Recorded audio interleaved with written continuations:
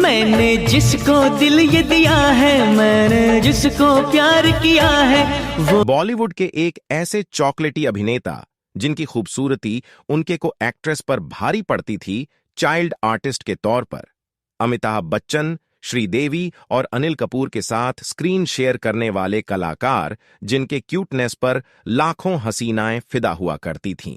लेकिन क्या आप जानते हैं कि कपूर खानदान से रिश्ता होने के बावजूद भी हमेशा स्ट्रगल करते रहे? मेरी तरह तुम भी कभी। और आखिरकार बॉलीवुड ने इन्हें बाहर का रास्ता दिखा दिया। क्या आपको पता है कि लीड रोल की तलाश में 50 से ज्यादा फिल्में करने के बावजूद इनकी पहचान सिर्फ एक सपोर्टिंग एक्टर की बनकर रह गई? और क्या आप यकीन करेंगे कि झूठे इश्क में पड़कर तुम्हें जितना भुलाते हैं तुम, ये एक्टर प्रोड्यूसर बन गए और ड्रग्स लेने के आरोपों ने इनका करियर खत्म कर दिया। तो कौन थे ये अभिनेता और क्यों इतनी उतार चढ़ाव भरी रही, इनकी जिंदगी बताएंगे। इनकी जिंदगी से जुड़े और भी कई सुने अनसुने किस्से आप बने रहिए हमारे साथ। जरा देख मेरा दीवानापन कि तेरे बिना। नमस्कार दोस्तों, मैं हूं गोपी शुक्ला और आप देख रहे हैं अपकमिंग जुनून बॉलीवुड, जहां हम फिल्मी हस्तियों की जिंदगी के सुने अनसुने किस्से पूरे रिसर्च के साथ बेबाकी से प्रस्तुत करते हैं। तो आज के वीडियो में हम बात कर रहे हैं एक्टर आफताब शिवदासानी की, जो एक समय में डीनो मोरिया और जॉन अब्राहम सरीखे एक्टर्स के कंपीटिटर्स माने जाते थे और चॉकलेटी बाय के नाम से मशहूर हो गए थे।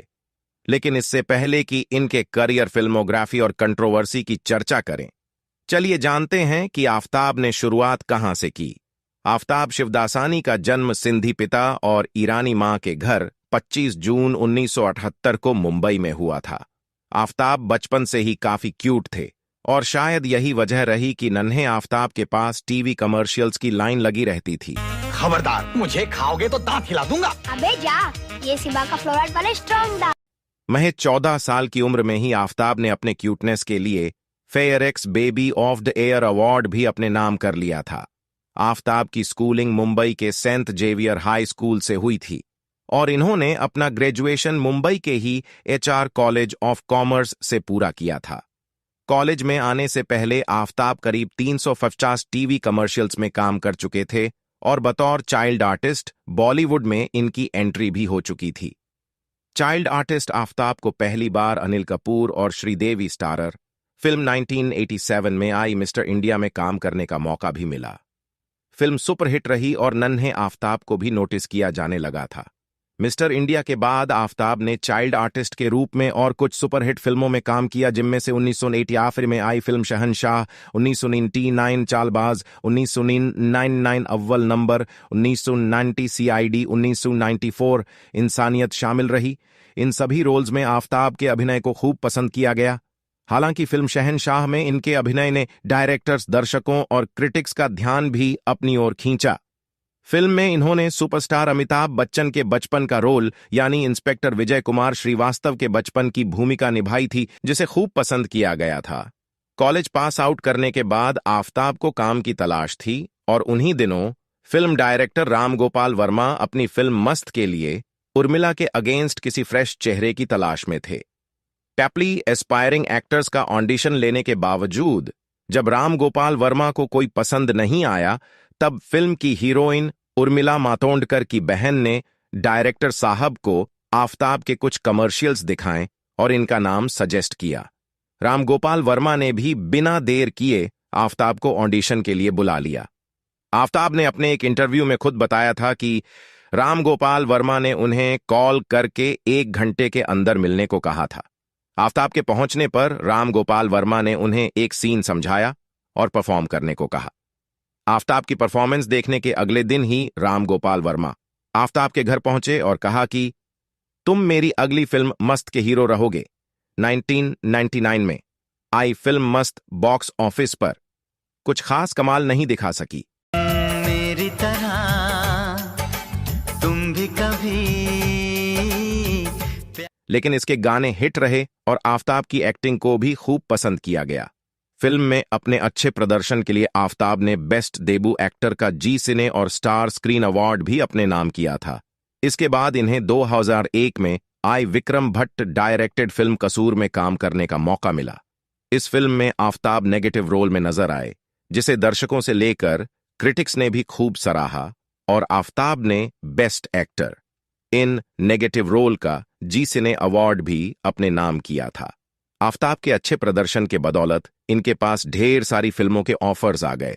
हालांकि ये सभी मल्टी स्टार फिल्में थीं, जैसे 2001 में आई प्यार, इश्क और मोहब्बत, 2002 में आई क्या यही प्यार है, आवारा पागल दीवाना, जानी दुश्मन और प्यासा, 2003 में आई डरना माना है, हंगामा और फुटपाथ, और 2004 में आई मुस्कान और मस्ती। इनमें से ज्यादातर फिल्मों में आफताब के रोल्स एक जैसे ही थे और इनकी कॉमेडी डिलीवरी डायलॉग्स को खूब पसंद किया गया था, लेकिन साथ ही इसे एक फूहट फिल्म भी कहा गया।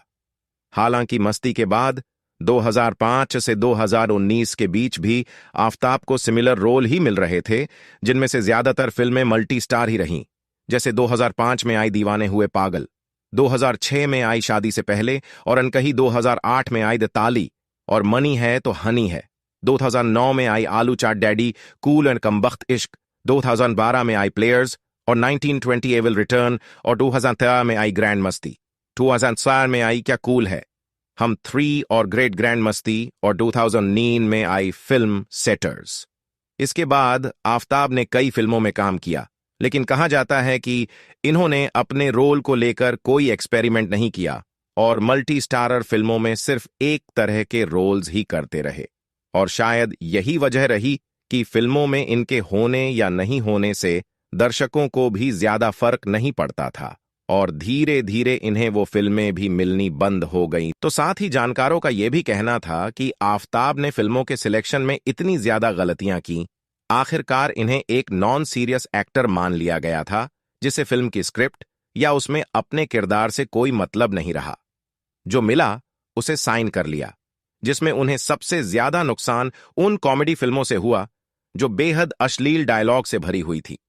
खैर, आफताब की पर्सनल लाइफ की बात करें तो 2009 में आई फिल्म आलू चाट में काम करने के दौरान इनकी मुलाकात फिल्म में काम कर रही है अभिनेत्री आमना शरीफ से हुई। फिल्म तो बॉक्स ऑफिस पर फ्लॉप रही, लेकिन आफताब और अमीना का प्यार परवान चढ़ गया, मीडिया रिपोर्ट की माने तो आफताब अमीना के प्यार में इस कादर पागल हुए कि उन्हें हीरोइन के तौर पर बॉलीवुड में एस्टैब्लिश करवाने के लिए एडी छोटी का जोर लगा दिया, और फिर भी सफलता नहीं मिली तो आमना के लिए खुद ही फिल्म प्रोड्यूस कर डाली। ये फिल्म थी आओ विश करें। ये एक कॉमेडी फिल्म थी जो 2009 में आई थी, लेकिन फिल्म फ्लॉप हो गई। मन चुपके चुपके सारी दुनिया से छुपके तुमने ऐसी और आफताब और अमीना का रिश्ता भी कुछ कड़वे अनुभवों की भेंट चढ़ गया। आफताब को दूसरी बार प्यार तब हुआ जब वह एक बुक स्टोर के उद्घाटन में गए थे। आफताब लोगों को एड्रेस कर रहे थे, जहां मॉडल नींद दोसांझ फर्स्ट रूम में बैठी थी। आफताब की नजर नींद पर पड़ी तो वो नींद को देखते ही रह गए। लव एट फर्स्ट साइट का शिकार हुए आफताब ने बिना वक्त गवाए इस मुलाकात के 3 हफ्तों के भीतर ही नींद को शादी के लिए प्रपोज कर दिया और नींद ने भी हां कर दी। आपको बता दें, नींद दोसांझ हांगकांग में लग्जरी ब्रांड एडवर्टाइजिंग में काम करती थी। कुछ समय की डेटिंग के बाद 2012 में दोनों ने सगाई कर ली और फिर 2014 में शादी, लेकिन यह शादी सिर्फ परिवार वालों की मौजूदगी में ही हुई थी। हालांकि 2017 में एक बार फिर धूमधाम और रीति रिवाज से दोनों ने शादी की, जिसकी तस्वीर सोशल मीडिया पर छाई रही। आफताब और नींद की जोड़ी बॉलीवुड के सबसे क्यूट कपल लिस्ट में शुमार की जाती है। शादी के 6 साल बाद 2020 में लंदन में इस कपल के घर एक बेटी ने जन्म लिया, जिसका नाम नविया रखा गया। बता दें कि आफताब की पत्नी नींद की बड़ी बहन परवीन दोसांझ की शादी एक्टर कबीर बेदी से हुई है, जिस लिहाज से आफताब और कबीर साड़ू भाई लगते हैं। बात करें कपूर खानदान से इनके रिश्ते की तो कम लोगों को ही पता है कि साधना के पिता और एक्ट्रेस बबीता के पिता हरि शिवदासानी सगे भाई थे, तो वहीं साधना शिवदासानी रिश्ते में एक्ट्रेस करिश्मा और करीना कपूर की मासी लगती थीं, और आफताब शिवदासानी एक्ट्रेस बबीता के भतीजे। इस लिहाज से आफताब शिवदासानी करिश्मा और करीना कपूर के मां मेरे भाई लगते हैं। खैर, आफताब से जुड़ी कंट्रोवर्सीज की बात करें तो 2005 में ऐसी खबरें आई कि आफताब शिवदासानी को पुणे के क्लब में निश्चित दवाओं के सेवन के मामले में पकड़े गए हैं। क्लब मैनेजमेंट का कहना था कि आफताब क्लब में बैठे निषिद्ध दवाओं का सेवन कर रहे थे, और जब क्लब के मैनेजर ने उन्हें वहां से जाने को कहा तो वो भड़क गए और मैनेजर को थप्पड़ जड़ दिया। और जब क्लब मैनेजर ने आफताब के खिलाफ कंप्लेंट की तो आफताब अपने पॉलिटिकल कनेक्शन का इस्तेमाल करके उस क्लब का लाइसेंस कैंसिल करवाने का प्रयास करने लगे। हालांकि आफताब से पूछे जाने पर उन्होंने ऐसी किसी भी घटना से इनकार कर दिया था। खैर, आफताब ने एक इंटरव्यू में खुद बताया था कि एक बार जब पैसा आने लगा तो उन्होंने पहले अपनी जरूरत को पूरा किया, फिर गाड़ी ली, घर लिया, लेकिन इसके बाद उन्होंने ऐसी चीजों में पैसे खर्च करने शुरू कर दिए जहां पर कोई जरूरत नहीं थी, यानी उन्होंने पैसों की वैल्यू नहीं समझी, और यहीं से उनके करियर का डाउनफॉल भी शुरू हो गया था। खैर, बात चाहे करियर की हो या निजी जिंदगी की, ढेरों उतार चढ़ाव देखने के बावजूद आफताब ने कभी हार नहीं मानी और हर बार वापसी का प्रयास किया। भले ही आफताब का फिल्मी करियर कुछ खास नहीं रहा, लेकिन प्रोडक्शन हाउस और इवेंट्स के जरिए ये आज भी अच्छी कमाई कर लेते हैं। आफताब अपने परिवार के साथ मुंबई में ही रहते हैं और काम में खुद को बिजी रखते हैं। अपकमिंग जुनून की टीम की तरफ से आफताब को उनके अपकमिंग प्रोजेक्ट्स के लिए ढेरों शुभकामनाएं।